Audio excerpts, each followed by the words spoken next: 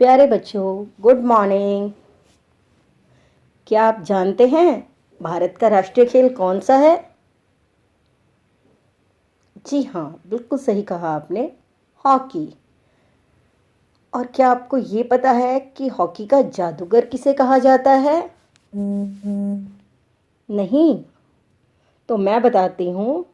Hockey का जादूगर कहते हैं मेजर ध्यानचंद जी को। और चलिए चलते हैं खेल के मैदान की ओर। हॉकी का मैदान। ध्यानचंद सेंटर फॉरवर्ड जगह पर खेल रहे थे। इस स्थान पर खेलने वाला खिलाड़ी आगे की पंक्ति का मध्यवय प्रमुख होता है। सबकी नज़र गोल पोस्ट पर थी। गोल करने के लिए ध्यानचंद बिजली की गति से आगे बढ़े। उन्होंने जोरदार स्कूप किया। गेंद उठाने की इस कला में उनका जवाब न था, लेकिन यह क्या, गोल ना हुआ।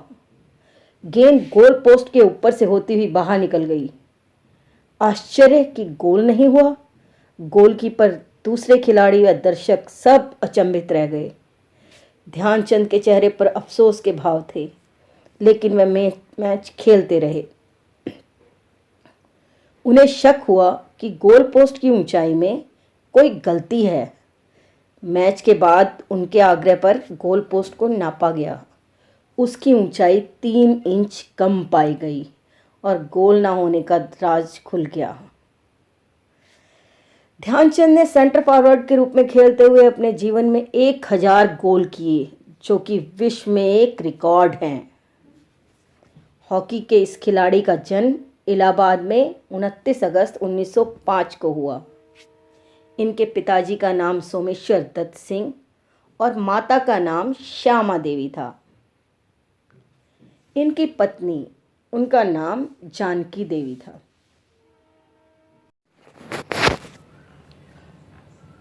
मात्र 16 वर्ष की उम्र में ध्यानचंद जी को भारतीय सेना में नौकरी मिल गई।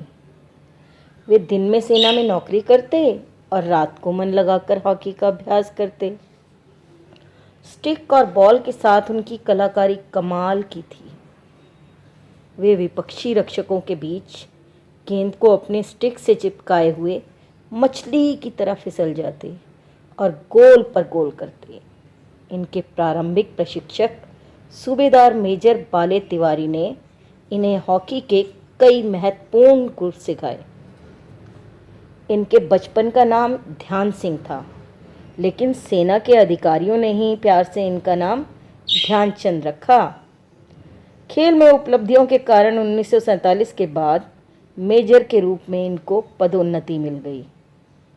सन 1936 के बर्लिन ओलंपिक में ध्यानचंद की कप्तानी में भारतीय हॉकी टीम ने जर्मनी को उसके अपने ही घर में 8-1 से करारी शिकस्त दी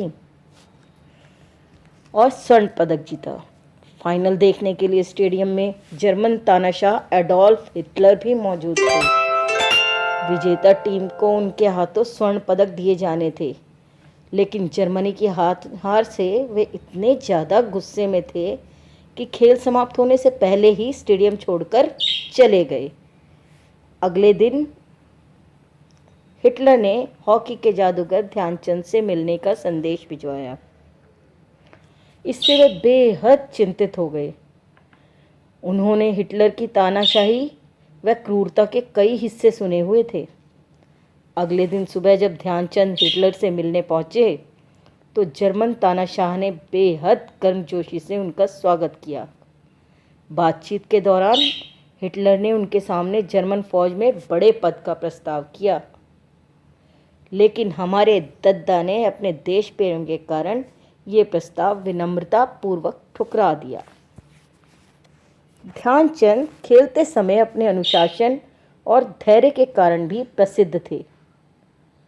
सन 1933 के आर्मी कप में विरोधी टीम के सेंटर हाफ खिलाड़ी ने खेल में पिछड़ने पर अपना आपा खो दिया।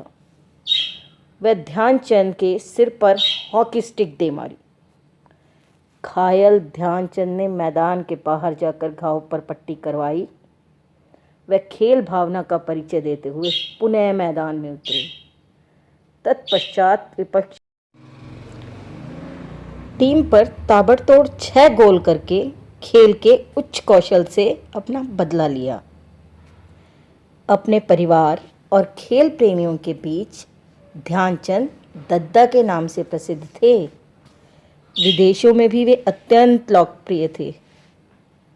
क्रिकेट के भगवान कहे जाने वाले ऑस्ट्रेलियाई बल्लेबाज डॉन ब्रैडमैन ने एक बार कहा था, मिस्टर ध्यानचंद, जिस तरह से क्रिकेट में रन बनाते हैं आप वैसे ही हॉकी में गोल करते हैं।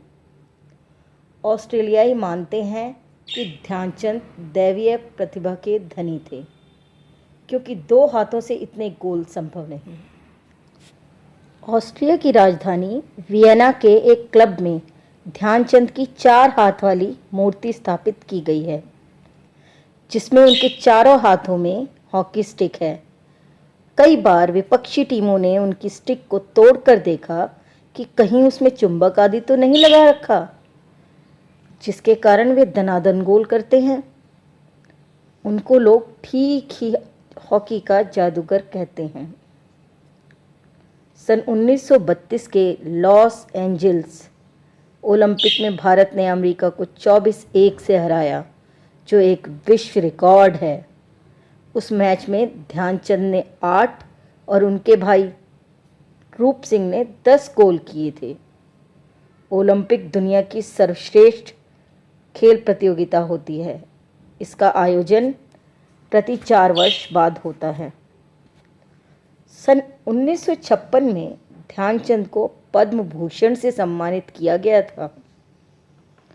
सन 1972 में म्यूनिख ओलंपिक में विशेष अतिथि के रूप में ध्यानचंद को आमंत्रित किया गया, लेकिन आर्थिक स्थिति सही न होने की वजह से वे सम्मान प्राप्त करने नहीं पहुंचे।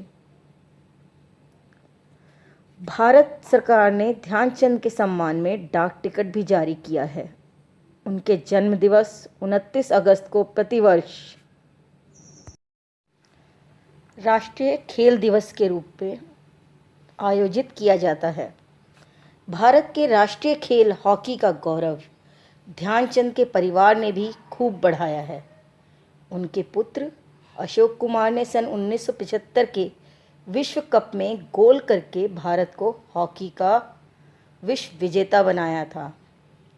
हॉकी से संन्यास के बाद भी ध्यानचंद को विदेशों से कई अच्छे प्रस्ताव आए, लेकिन उन्होंने धन के लिए देश नहीं छोड़ा।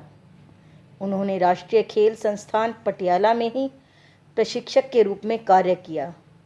3 दिसंबर 1979 को दिल्ली के एक अस्पताल में हॉकी के इस जादूगर का निधन हुआ था। मेजर ध्यानचंद ने झांसी के हीरो ग्राउंड पर ही हॉकी खेलना शुरू किया था और उनका अंतिम संस्कार भी इसी हीरो ग्राउंड पर हुआ। तो कैसा लगा बच्चों आपको आज का ये पाठ? बताइएगा ज़रूर।